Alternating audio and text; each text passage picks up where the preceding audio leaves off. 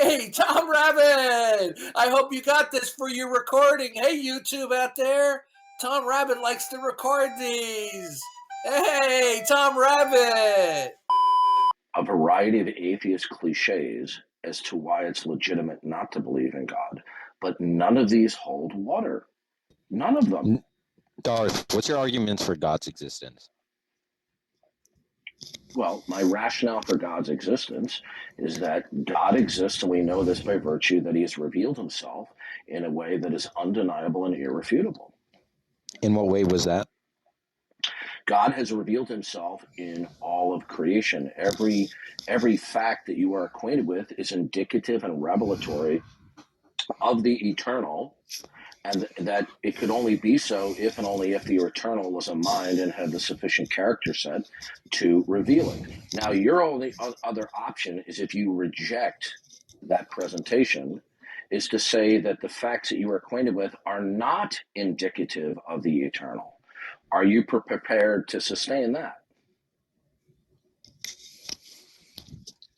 Okay, so I disagree on multiple accounts. First of all, you kind of made a non-informative answer. What you just said was vacuous. You said through God's creation, it supports God's existence. How is that the case? That's just a claim. Okay. Every fact that we come into contact with possesses actuality. It could only possess actuality if and only if it was indicative and revelatory of the eternal. Okay? Now, this is a dichotomous situation. Either you're going to accept that or you won't. So which is it? I don't accept that. Okay, so then you're making an implicit counterclaim. Do you realize that? Sure. Okay, so then what you are saying then is that any facts that you are acquainted with, so-called facts, putative facts, they are not indicative of the eternal. Well, then that will rob the actual... Okay, also, you said that's not actuality, though. Actuality is demonstrative of truth. No. Actuality is what something actually is, okay? Which can only be made through empirical demonstration. No, sir, that's simply wrong. Okay, all right, wow. Okay, how old are you? I'm 17. Okay, you have a deeper voice. Yeah, you're quite. How shall I put this without sounding rude? You're quite uninformed philosophically. What you are advancing is called empiricism. Do you realize that? Yes. Okay, empiricism is self-refuting. So empiricism is the position. I'll explain it to you. Empiricism is the position that the only things that are worthy of believing are those things that are verifiable through our senses and empirical endeavors. Okay? Is that your position? So what's your contention? Yes. Okay. How was that truth statement verified empirically? It's a foundational claim that's axiomatic. Okay. Listen to me. What you just gave me was bullshit. Okay? If you take a course in philosophy with any philosophy professor, even if he is a rank atheist philosophy professor, he will agree with me. If you want, I could present. I'm trying to explain this to you. Okay, this is not even negotiable. It's not even debatable. Okay, you cannot empirically demonstrate the following statement: the only things that are to be considered to be true are those things that are empirically demonstrated. How do you empirically demonstrate that? Give me a concrete empirical methodology to demonstrate that truth claim. Well, that's why it's a foundational claim. No, you're not understanding. You're giving me another bullshit response. And you know what? You're getting off to a very bad start at 17 years old, and you're lying through rhetoric here. Okay? How am I lying? Okay, I'm going to explain it to you. Do you know what positivism is? No, I do not. Logical positivism. Logical positivism is the precursor to empiricism. Logical positivism is the idea in the early part of the 20th century that the only beliefs that are worthy of believing, that are to be considered believable or coherent, are those that we can verify through our senses. Empiricism is just simply an extension of that, but it's basically the same thing, right? How do you empirically demonstrate that the only things that are worthy of believing are those that are empirically demonstrated. How do you empirically demonstrate that? And don't give me rhetoric. Tell me how you empirically demonstrate it. Do you do it by looking through a telescope? Do you do it through looking through a microscope? Can you demonstrate that would be empirical. Okay. How do you empirically demonstrate the following proposition? The only beliefs that are worthy of accepting as true or that are coherent are those that are empirically demonstrable. How do you empirically demonstrate that? What methodology do you have in mind that's empirical? On the grounds that it's unchallengeable. Okay, you're giving me a bullshit answer. If you continue to do that, I will kick you from the room. If you want, I could give you a different argument. No. I asked you to give me an empirical methodology that demonstrates the proposition. I think it's rational to hold because it's the most monkeyboy. Listen to me carefully. I'm going to warn you one more time. I'm about to kick you from the room. I have no patience for somebody who responds to me and they're lying through their teeth and they're dodging the question. I want you to give me an empirical methodology right now that demonstrates the proposition that the only beliefs that are worthy of believing are those that are empirically demonstrable. Give me that empirical methodology right now. Wait, can I rationalize an answer? Or you have 10 seconds or I'm going to kick you. Give me the empirical methodology now. Okay, you're representing a black and white fallacy. That's not the two only options that can be conveyed. You're a well-practiced liar, okay? See, this is the little game that they play. Dodge, dodge, dodge, dodge, dodge, dodge, okay? 5 minutes later. I'm going to give you one more chance. If you lie to me one more time, you'll be gone permanently, okay? So, are you going to give me the empirical methodology?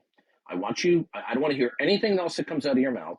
Give me the empirical methodology that demonstrates the proposition. I don't have any. Okay, so you don't have any because there can't be any. That's why empiricism, which is a permutation of logical positivism, is self-refuting. Okay? Wait, but how did you determine that? Okay.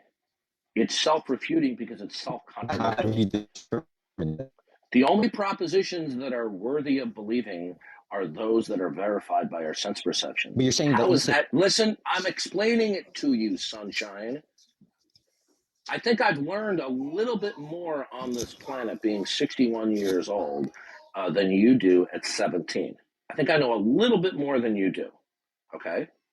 Now, it is widely accepted within the ranks of philosophy across a spectrum of metaphysical beliefs, including atheist professors of philosophy, that logical positivism, which has also permeated into what is called empiricism, is self-refuting because the contents of the proposition cannot itself be verified by its own standard. Okay? But you have yet to determine. Are you this craven? And you know what? Adequacy to actually justify the empiricism. I pity you as a 17-year-old man that you were so committed to being deceptive at such an early age. Okay? Listen carefully. How am I being? Listen to me. Do you think I'm making it up to you? Listen to me. Do you think I'm making this up that logical positivism is nearly universally regarded as self-refuting in the world of philosophy?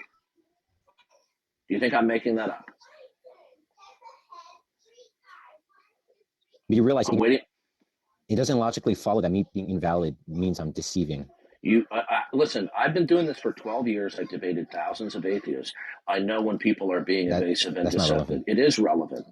Okay? Because with experience comes knowledge and discernment. Okay? Do you know what polylogism is? Every individual is an individual in their own set of mind. That's what Sophilicism works. You're 17 years old. Yes, I'm 17. You're barely out of your teeny bopper years. Okay? And you know so much, don't you? Are you an atheist? Yes. Good. Tell me why God doesn't exist.